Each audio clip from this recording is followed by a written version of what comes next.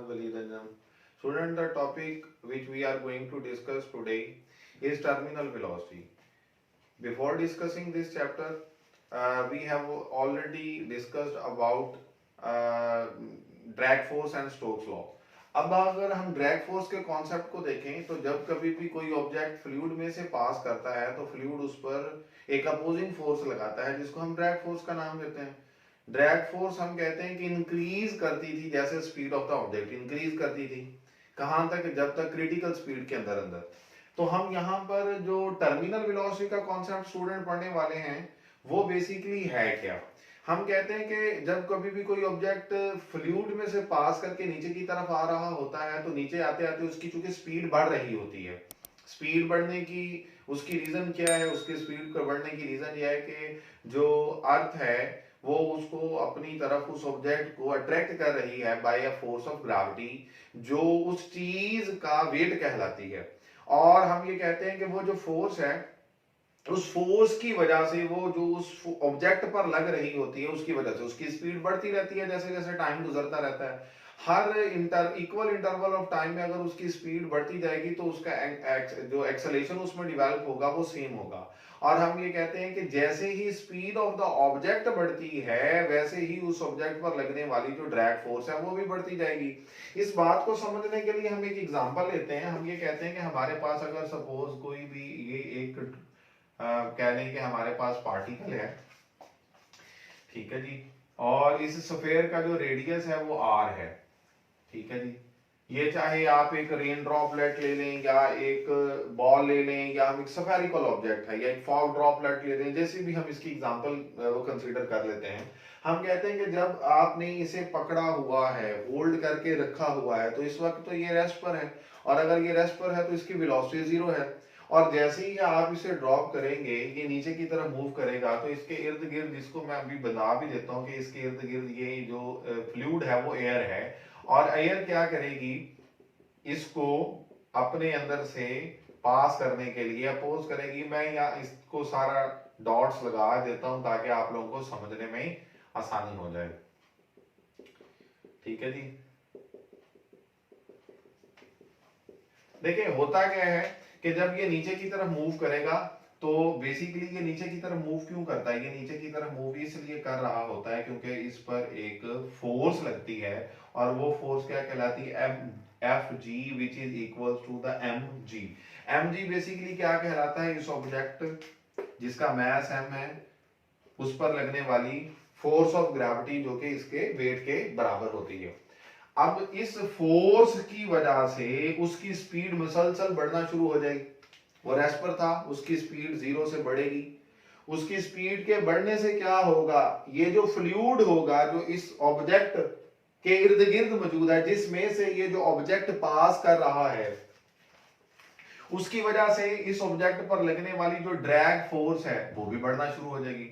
Start में drag force की value कम होगी, उसके बाद ड्रैग फोर्स की वैल्यू पहले की निस्बत बढ़ जाएगी, उसके बाद ड्रैग फोर्स की वैल्यू पहले की निस्बत और बढ़ जाएगी, इसके बाद हम कहते हैं ड्रैग फोर्स की वैल्यू और बढ़ती जाएगी। मैंने ये वेक्टर्स इसलिए बनाए हैं ताकि आपको समझा सकूं, जैसे जैसे इसकी नीचे आते हुए स्पीड बढ़ती जाएगी वैसे वैसे हम ये कहते हैं इस पर लगने वाली ड्रैग फोर्स भी बढ़ती जाएगी।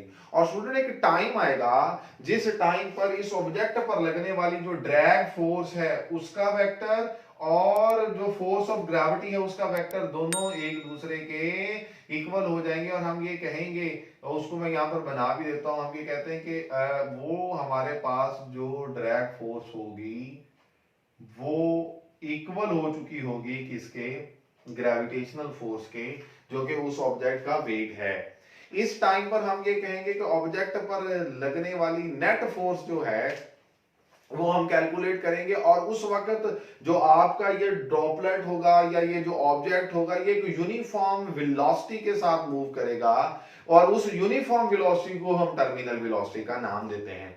हम अगर इसकी डेफिनेशन देखें तो हमने लिखा है constant maximum velocity acquired by a spherical body. ये एक स्फेरिकल ऑब्जेक्ट है, ये जो मैक्सिमम वेलोसिटी अटेन करता है कब, when the drag force become equals, जब ड्रैग फोर्स इक्वल हो जाती है, किसके इक्वल हो जाती है, हमारे पास उस ऑब्जेक्ट पर लगने वाली फोर्स ऑफ ग्रेविटी के इक्वल हो जाती है, तो तब उसकी जो वेलोसिटी होती है उसको हम क्या नाम देते हैं, कांस्टेंट यूनिफॉर्म वेलोसिटी को या कांस्टेंट मैक्सिमम वेलोसिटी को हम क्या नाम दे देते हैं, टर्मिनल वेलोसिटी का नाम दे देते हैं स्टूडेंट्स।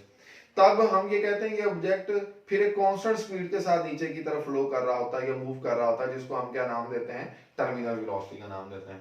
अब हमारे पास अगर हम इसका एक्सप्रेशन टर्मिनल वेलोसिटी का डिराइव करें, expression of terminal velocity, student ये बात हम पहले भी पढ़ चुके हैं, रियल एंड अपीरेंट वेट में भी। किसी भी बॉडी पर अब आप देख सकते हैं इस ऑब्जेक्ट पर दो फोर्सेज एक्ट कर रही हैं, फोर्स ऑफ ग्रेविटी और ड्रैग फोर्स, और इन दोनों का जो सम है वो किसके इक्वल होगा, नेट फोर्स के इक्वल होगा। ऐसे ही पढ़ा हुआ हमने। अब आ जाते हैं हम इनकी डायरेक्शंस पर। फोर्स ऑफ ग्रेविटी किस डायरेक्शन में एक्ट कर रही है, डाउनवर्ड डायरेक्शन में। ड्रैग फोर्स किस डायरेक्शन में एक्ट कर रही है, अपवर्ड डायरेक्शन में। स्टूडेंट आप लोगों की चॉइस है, अगर आप इस फोर्स ऑफ ग्रेविटी को जो डाउनवर्ड डायरेक्शन में एक्ट कर रही है इसको पॉजिटिव कंसीडर कर रहे हैं, तो ये जो अपवर्ड डायरेक्शन में लगने वाली डायरेक्ट ड्रैग फोर्स होगी डेफिनेटली इसकी डायरेक्शन चूंकि इसके ऑपोजिट है तो हम इसे नेगेटिव कंसीडर करेंगे। अगर फोर्स ऑफ ग्रेविटी को आप पॉजिटिव कंसीडर कर रहे हैं तो ड्रैग फोर्स को आपको अल्टीमेटली क्या कंसीडर करना पड़ेगा, नेगेटिव कंसीडर करना पड़ेगा। फोर्स ऑफ ग्रेविटी की अगर हम वैल्यू लिखें, जो उस ऑब्जेक्ट का वेट है दरअसल mg प्लस माइनस माइनस, और ड्रैग फोर्स किसके इक्वल है, 6 पाई ईटा आर वी, ये हमने पढ़ा हुआ है। और उस ऑब्जेक्ट पर लगने वाली क्या हम कहते हैं टोटल फोर्स होती है, वो हम जिसको नेट फोर्स कहते हैं, वो ma के बराबर होती है। स्टूडेंट हमने अभी तो ये बात पढ़ी जब ऑब्जेक्ट एक यूनिफॉर्म वेलोसिटी से मूव करेगा। कब वो यूनिफॉर्म वेलोसिटी से मूव करता है, यूनिफॉर्म वेलोसिटी से मुराद ये है, यूनिफॉर्म वेलोसिटी से मुराद ये है कि उसकी वेलोसिटी चेंज नहीं होगी। और अब अगर उसकी वेलोसिटी चेंज नहीं होगी तो हम ये कहेंगे कि उसका एक्सेलरेशन क्या होगा स्टूडेंट, फिर जीरो होगा। और अगर एक्सेलरेशन जीरो होगा तो यहाँ पर एक ही जगह पर आप जीरो पुट कर देंगे और हमारे पास रिजल्ट आ जाएगा mg minus 6 pi eta are V. और जब यूनिफॉर्म वेलोसिटी आ जाती है, यूनिफॉर्म वेलोसिटी ही को तो टर्मिनल वेलोसिटी का नाम देते हैं, और उसको रिप्रेजेंट करने के लिए v फॉर वेलोसिटी और नीचे हम यहाँ t लिख देते हैं सबस्क्रिप्ट में, which is called terminal velocity. और टर्मिनल वेलोसिटी से जब कोई ऑब्जेक्ट मूव करता है तो उस वक्त उसका एक्सेलरेशन जीरो हो जाता है, तो हम कहेंगे कि zero equals to mg minus 6 pi eta are we T. और यहां से अब हम इसे सिंपलीफाई करना हमारे लिए आसान हो जाएगा। हम इसी रिलेशनशिप को ऐसे लिख सकते हैं mg इक्वल्स टू ये minus 6 pi eta are we T दूसरी साइड पर जाकर क्या हो जाएगा, प्लस हो जाएगा 6 pi eta are we T, जो कि टर्मिनल वेलोसिटी का एक्सप्रेशन है। यहां से अगर हम टर्मिनल वेलोसिटी की वैल्यू को फाइंड आउट करने के लिए एक्सप्रेशन निकालें तो vt किसके इक्वल हो जाएगा, mg, और ये 6 पाई थीटा आर हमारे पास यहां पर इधर आके डिवाइड हो जाएगा mg से, तो हमारे पास ये रिलेशनशिप आ जाएगा किसका, टर्मिनल वेलोसिटी का। स्टूडेंट अगर हम बात करते हैं कि ये अगर ये एक फॉग ड्रॉपलेट है या रेन ड्रॉपलेट है तो हमारे पास जो इसका मास है उसकी वैल्यू हमें नहीं पता कि इसके मास की क्या वैल्यू है, तो हम इस मास की वैल्यू को डिफाइन करने के लिए अगर हमें वो नहीं पता लेकिन हमें उस फ्लूइड की डेंसिटी का पता है तो हम उस डेंसिटी की मदद से इसके मास का रिजल्ट को फाइंड आउट कर सकते हैं। कैसे, हमें ये बात पता है स्टूडेंट डेंसिटी किसके इक्वल होती है, मास पर यूनिट वॉल्यूम। और अगर density equals to mass per unit volume होती है तो इस रिलेशनशिप से हम जो मास है उसको हम यहाँ पर अगर लिख भी दें, मास को m से रिप्रेजेंट कर दें और वॉल्यूम को VOL से मैं रिप्रेजेंट कर देता हूं ताकि हमें इसको वेलोसिटी के साथ कंफ्यूज ना होने दें। तो हम कहेंगे density equals to mass per unit volume, और मास अगर मालूम करना हो तो वो डेंसिटी मल्टीप्लाइड बाय वॉल्यूम। देखें स्टूडेंट, जो स्फेरिकल ऑब्जेक्ट्स होते हैं उनका जो वॉल्यूम होता है वो हम किस तरह से कैलकुलेट करते हैं, 4/3 पाई आर क्यूब, आर उसका रेडियस होता है उस स्फेरिकल ऑब्जेक्ट का, तो इस फार्मूला से हम उसके वॉल्यूम की वैल्यू को फाइंड आउट करते हैं। तो इस वैल्यू को अगर मैं यहां पर पुट करूं, डेंसिटी जो उस फ्लूइड की होगी वो तो हमें पता है, हम कहते हैं कि हमारे पास density multiplied by volume, volume किसके इक्वल है 4/3 पाई आर क्यूब, ये हमारे पास क्या आ जाएगा, किसका रिजल्ट आ जाएगा, मैथ का रिजल्ट आ जाएगा। स्टूडेंट ये वाली जो इक्वेशन है, इस इक्वेशन को मैं नाम दे देता हूं इक्वेशन नंबर 1, और ये वाली जो इक्वेशन है इसको हम नाम दे देते हैं इक्वेशन नंबर 2।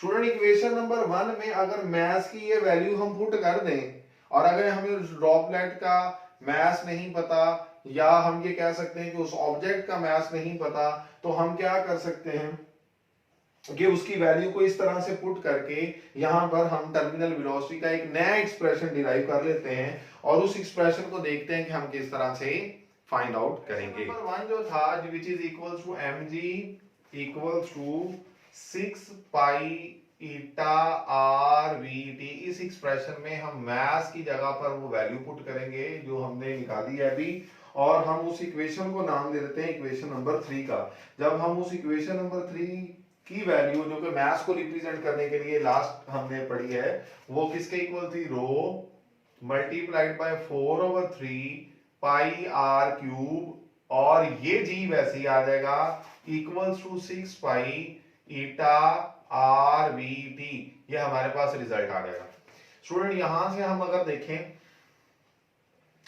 तो हमारा रिजल्ट क्या निकलेगा, ये 3 उधर जाके मल्टीप्लाई कर दें, इस पाई को इस पाई से डिवाइड कर दें, हमारे पास रिजल्ट क्या आ जाएगा, rho 4 R square G 6 3 18 eta R और वीटी। स्टूडेंट यहां से अगर हम वीटी की वैल्यू निकालें जो टर्मिनल वेलोसिटी है, तो हमारे पास रिजल्ट क्या आ जाएगा, रो 4 आर स्क्वायर जी, ये वैल्यू मैंने वैसे लिख ली, और 18 ईटा और आर हम वैसे लिख लेते क्योंकि वीटी की वैल्यू हमने निकालनी। यहां से स्टूडेंट हम अगर देखें 2 2 4 2 9 18, तो हमारे पास आ जाएगा 2 जी, ये आर क्यूब था जी, सॉरी ये हमारे पास आ रहा है, अभी हमने कैंसिल नहीं किया, तो हमारे पास ये रिजल्ट आ जाएगा 2 जी, और ये एक आर इस एक आर से कैंसिल होगा तो यहां पर आर स्क्वायर बच जाएगा, आर क्यूब यहां पर मौजूद है और ये आर है, यहां पर ये आर क्यूब, ये आर देख सकते हैं। तो हम अगर यहाँ पे डायरेक्ट भी इसको कैंसिल कर सकते हैं, जैसे मैंने पाई को कैंसिल किया था, हम अगर आर को भी कैंसिल करें तो ऑटोमेटिकली आर स्क्वायर ही बचेगा, और अगर अलग से कर लें तो वो भी वही बात है, एक आर के साथ कैंसिल हो जाएगा, तो रिजल्ट आ जाएगा 2 g r square rho over 9 eta.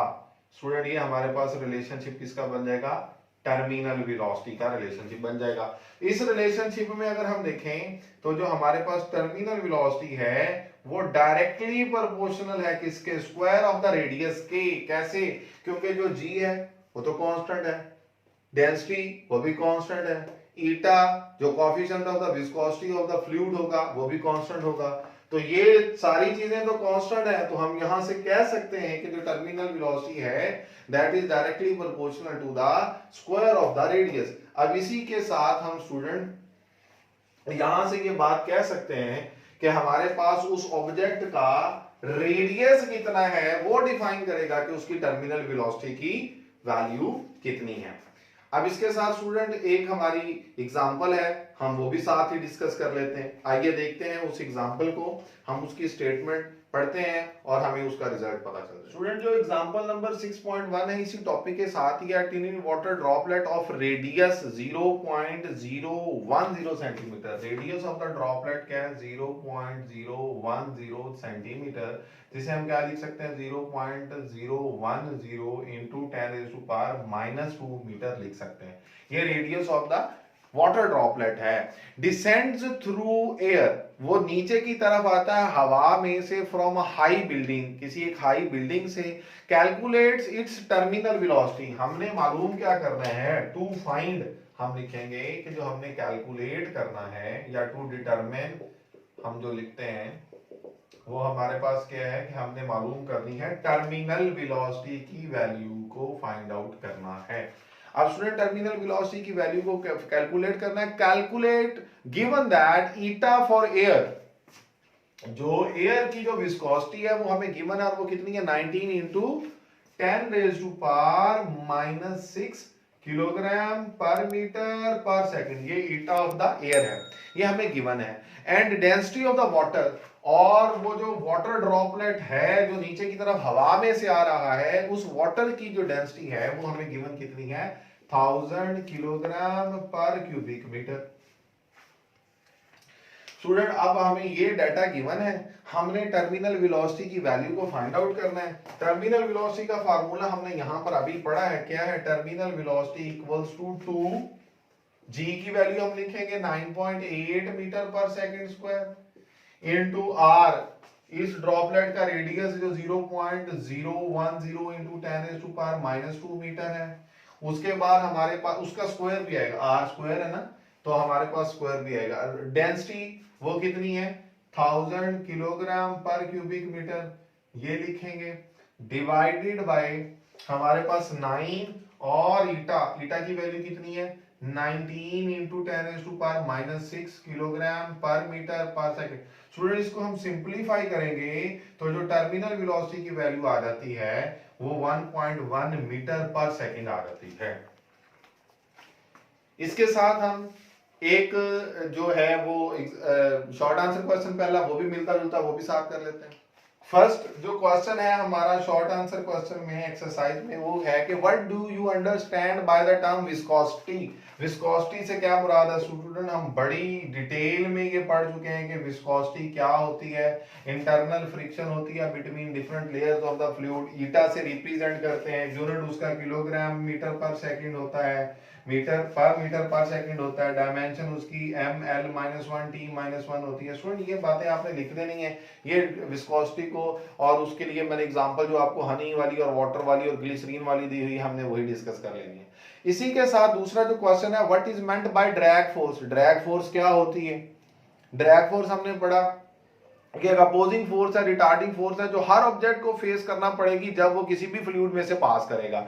What are the factor upon which the drag force acting upon a small sphere of radius R moving down through a fluid या liquid depends, कि वो किस पर depend करती है। Student हमने ये बात पढ़ी है कि ड्रैग फोर्स डिपेंड करती है, जिसका रिजल्ट था 6 पाई ईटा आर वी, कि ड्रैग फोर्स डिपेंड करती है रेडियस ऑफ द ऑब्जेक्ट पर, कोएफिशिएंट ऑफ द विस्कोसिटी पर और स्पीड पर। ये बड़ी डिटेल में हम वहां पर पढ़ चुके हैं और इसी से हमने ये कोएफिशिएंट ऑफ द विस्कोसिटी का यूनिट भी निकाला था, तो ये साथ में ये सवाल भी हो जाएगा। क्वेश्चन नंबर 3 है कि why fog droplet appears to be suspended in air. Student हमने फॉग देखी है, फॉग ड्रॉपलेट्स हवा में सस्पेंड क्यों नजर आते हैं, क्योंकि फॉग ड्रॉपलेट्स का मास बहुत कम है, उनके मास के लिहाज से उनकी टर्मिनल वेलोसिटी बहुत कम है। जैसे हमने यहाँ पर एक रिलेशनशिप पढ़ा था कि हमारे पास, जैसे यहाँ पर ये लिखा भी हुआ है, मैं अगर इस रिलेशनशिप को लिखूं भी कि टर्मिनल वेलोसिटी यहां से अगर मैं निकालूं तो वो किसके इक्वल है mg/6 पाई ईटा आर। अगर इस रिलेशनशिप में देखें तो टर्मिनल वेलोसिटी है वो डायरेक्टली प्रोपोर्शनल है मास ऑफ द ड्रॉपलेट के। तो चूंकि मास ऑफ द ड्रॉपलेट बहुत कम है इसलिए जो फॉग ड्रॉपलेट होते हैं वो हवा में सस्पेंड होते हैं।